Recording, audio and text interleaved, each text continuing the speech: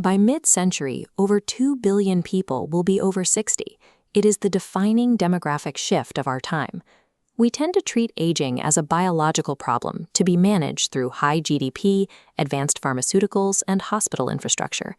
Yet demographic data from recent decades contradicts the idea that life expectancy scales in a straight line with national wealth.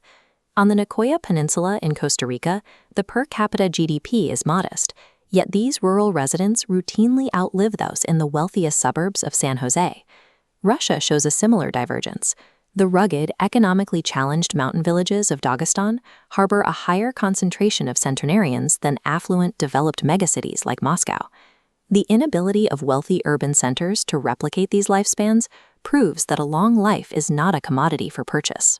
Since financial capital and isolated medical interventions fail to guarantee a century of life, we must look for the invisible social architecture that does.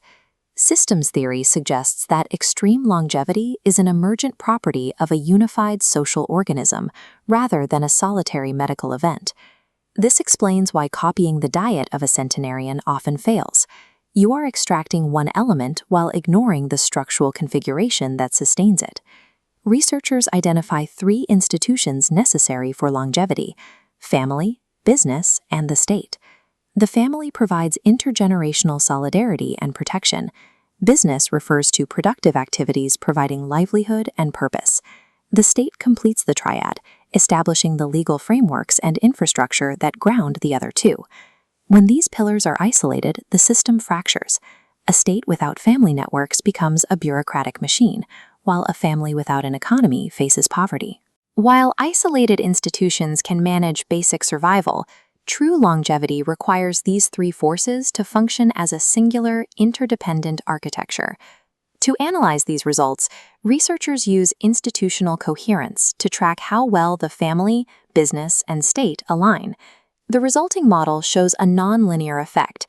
As institutional alignment reaches high levels, expected lifespan increases at an accelerating rate. This alignment is visible in Okinawa, where lifelong peer groups function as an extended family, deeply integrated with the community's purposeful daily labor. In Loma Linda, California, the state component is reinforced by community networks that fund clinics and directly support solitary elderly residents. In Sardinia, local governance maintains an infrastructure that keeps multi-generational households physically and socially tied to productive pastoral labor. In these zones, the 3 institutions function as a multiplicative mechanism, where each pillar amplifies the strength and reach of the others. Improving this synchronization by even 15% produces a gain in life expectancy that isolated medical funding could not replicate. This system is protected by configuration inertia. Deeply rooted social orders resist rapid change, which preserves a healthy balance but makes deliberate reform difficult. The collapse of the Soviet Union illustrates the danger of disrupting this fabric. In the 1990s, the institutional triad was violently decoupled.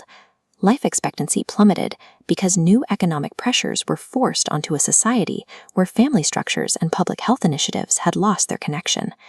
This deterioration in health proves that the human body responds to the stability of the whole system, not to fragmented social chaos. Isolated policy shifts often backfire. Raising a retirement age might strengthen a budget, but it can simultaneously destroy family structures where grandparents provide critical care. Sustainability requires a holistic approach, where state policy, corporate practices, and family economics are engineered to move toward shared goals at the same time. Everyday human relationships and purposeful labor are not passive backdrops. They are the active biological environment required for our survival. Extreme longevity is not a mystery or a race. It is the predictable outcome of a community synchronized to sustain it.